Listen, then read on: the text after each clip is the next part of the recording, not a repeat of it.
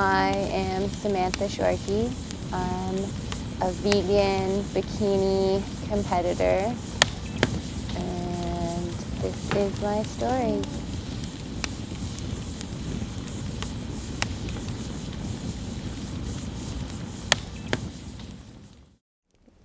I grew up, I guess you could say, well, when I was really young, we lived in Canada, which is kind of suburbia outside, or part of Ottawa, Ontario.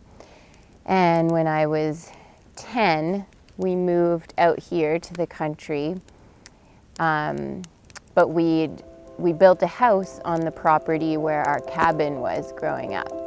And so every weekend we used to drive out here anyways. Okay, it's so smoky, I have to move.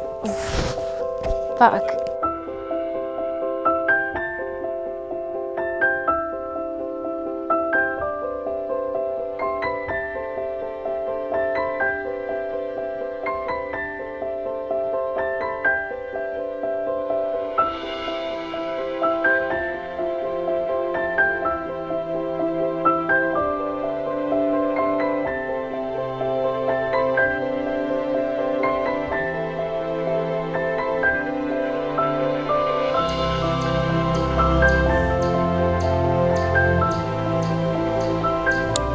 Pretty cool being back here this summer and actually getting to appreciate everything I didn't appreciate growing up.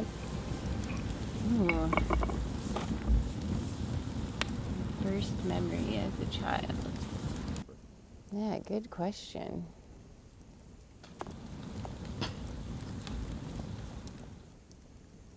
Probably just being in my room ever since I was a little girl and just putting on performances. Girl.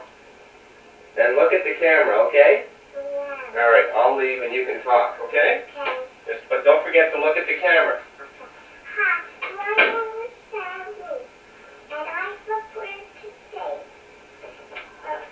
Okay? Yeah. You talk properly, okay? Talk like a big girl you are, because you talk so well, okay? Atta girl. Putting on various costumes and outfits and my mom's old makeup from the 70s.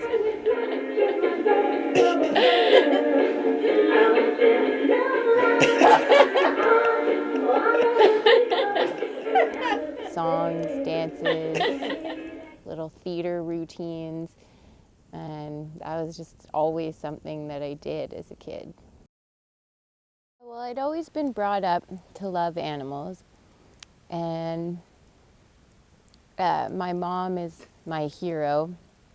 She's the biggest animal freak I know. We were always taking in stray cats and doing things like raising orphaned baby squirrels, and I was always taught to respect and love and take care of animals.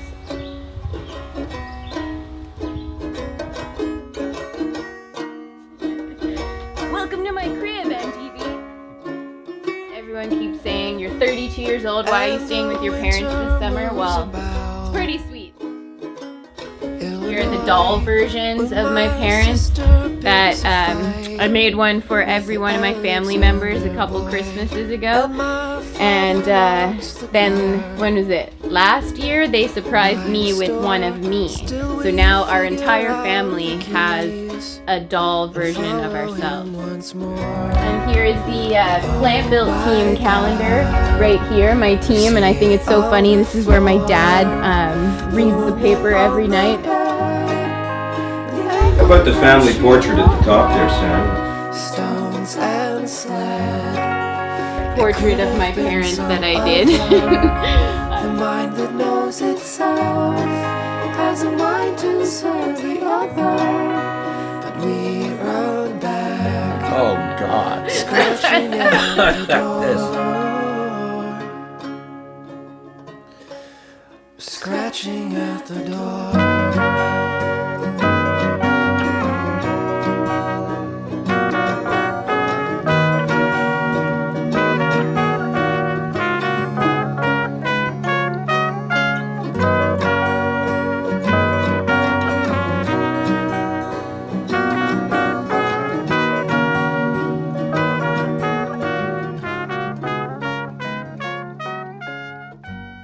before we'd even moved here, I had said, I don't want to eat animals anymore. And my sister, who was 14 at the time, she had also said that she didn't want to eat animals anymore. And so we both went vegetarian. And at the time, my mom had no idea what to make us. She grew up, you know, on a farm herself out in Middleville, where we are today. But she respected that decision. And she said, okay, I don't know anything about vegetarians, because back then, I mean, nobody was really vegetarian, let alone vegan. Would have been early 90s, would have been 1990. I remember Eve's Veggie Dogs were like basically the only meat substitute there was. And those were like, oh wow, when I discovered those, finally I have something that I can eat with my vegetables and potatoes, because that's all I basically ate growing up was, you know, my mom was a country woman. She made a typical country meal of meat, potatoes, and a vegetable. And so I would just eat the potatoes and the vegetable. And, you know, I lived off fries and salad for most of my youth. And it wasn't until I actually moved to Vancouver in 2011 that I discovered all kinds of options other than Eve's Veggie Dogs.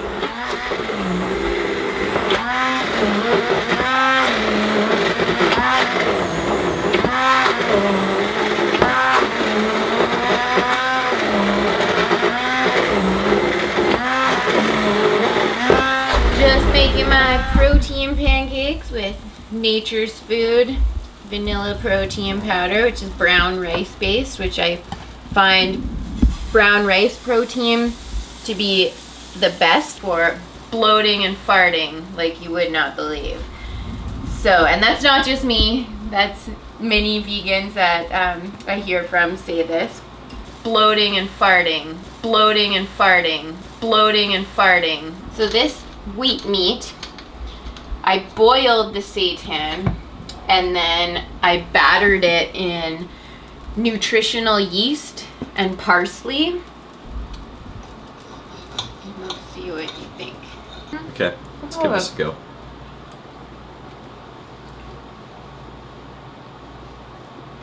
Yeah, that's nothing like meat. A good meat kind of melts in your mouth. It's just like having a sponge in your mouth.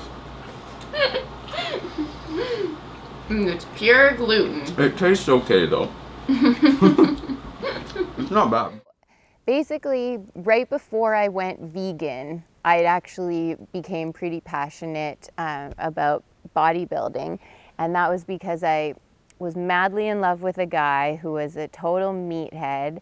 And he wasn't a very nice person. For a year of that 4 years we were together, he was in Australia. He was cheating on me the entire time he was there. I was so upset and depressed all the time. I went and bought a full weight bench, weight set, barbell, preacher pad, like the full deal, okay, off Craigslist. So I barely had any room for a couch and a bed in this teeny tiny bachelor suite apartment.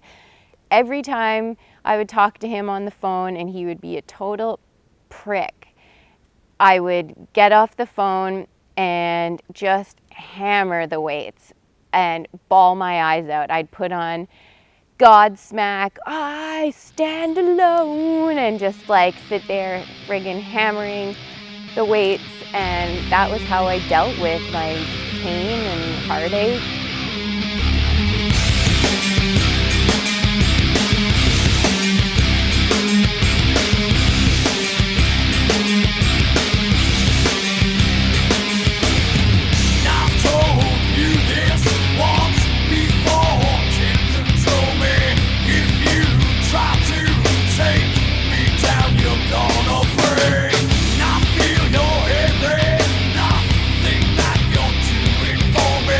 I'm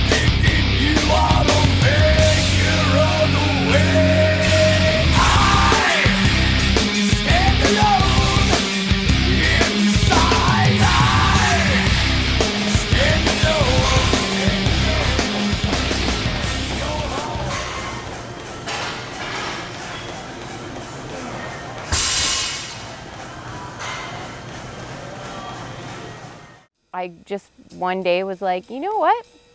I'm single, I've got nothing better to do. I'm at the gym all the time anyways, and I was vegan at the time, and I was always researching like, you know, vegan female bodybuilders, vegan bikini competitors, and there was nothing out there at all.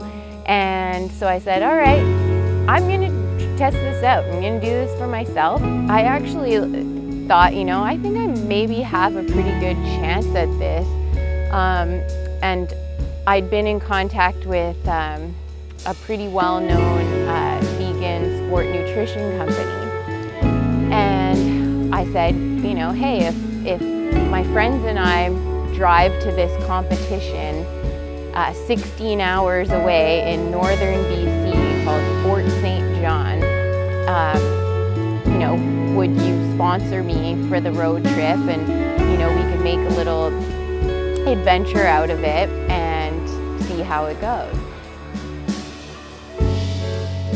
You say you got, you say that you don't scare. That's beautiful, ladies.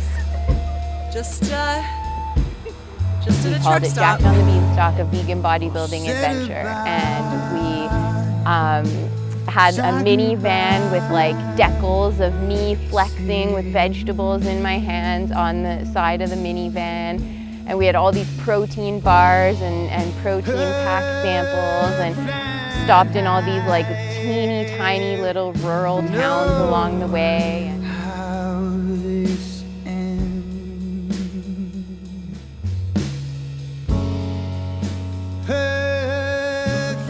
Yeah, it was really cool, the kind of media coverage and promotion we got out of this. And one of my friends said, you know, you should start a Facebook page. This is, you know, kind of a cool thing. And like you said, you know, there's not really a lot of vegan bodybuilder women out there. So I would, you know, post, you know, before and afters and stuff like that, and just, you know, examples of what I was eating. And I actually got a lot of negative feedback. I would have complete random strangers say I looked anorexic, I looked like a skeleton. It was really hurtful in a lot of ways. When I made it to the competition, and it was stiff, like I went against a lot of girls, and I won my first competition as a vegan, and I won first place. And you know what? Ever since that first show, nobody says negative stuff on my Facebook page anymore. 1 year later,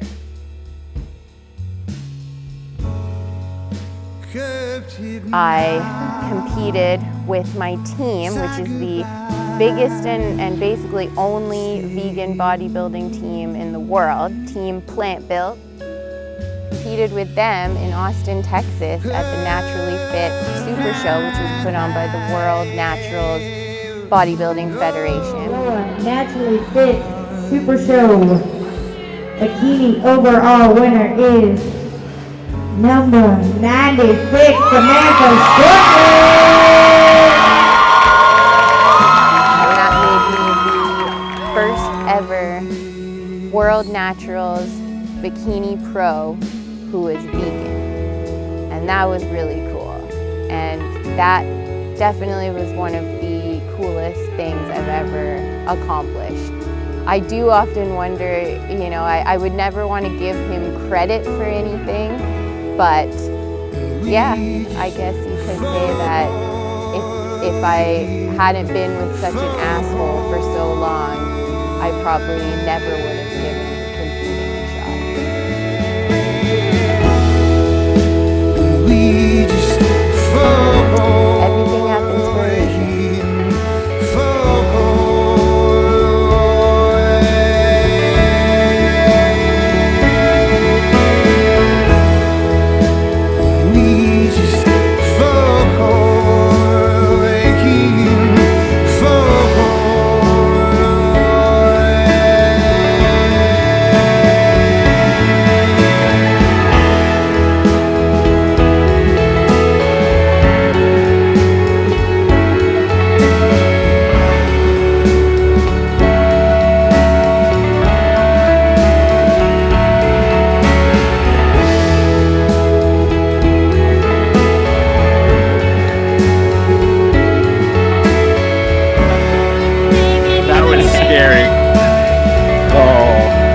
Never again. Never He's a again. big fan.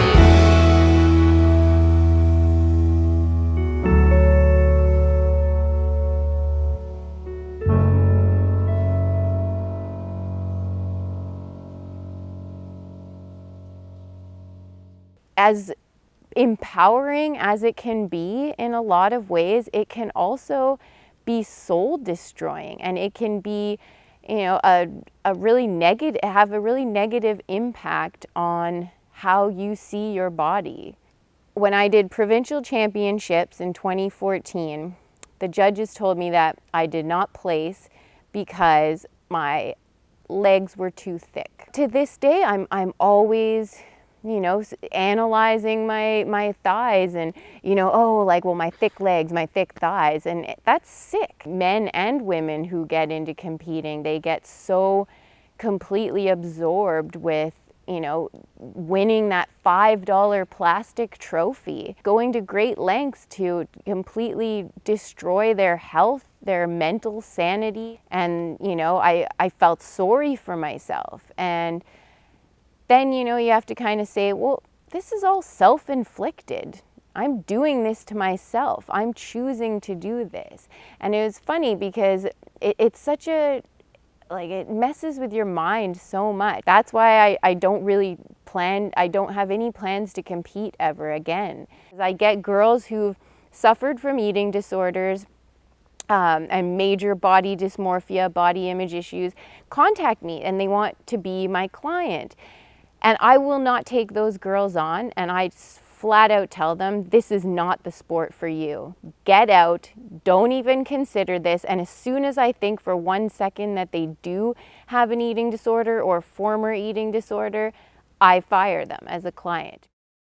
I used to think that I needed to compete in order to continue to inspire them. And I now realize that I just have to be me. But I believe in karma. And I feel like the universe will always be good to those who deserve it. So just be a good person. And that's all I try to do. All of the black and white, all of the contours are laid out before me now to leave a trace. With all of the light and shade, we take up our own space. I'll find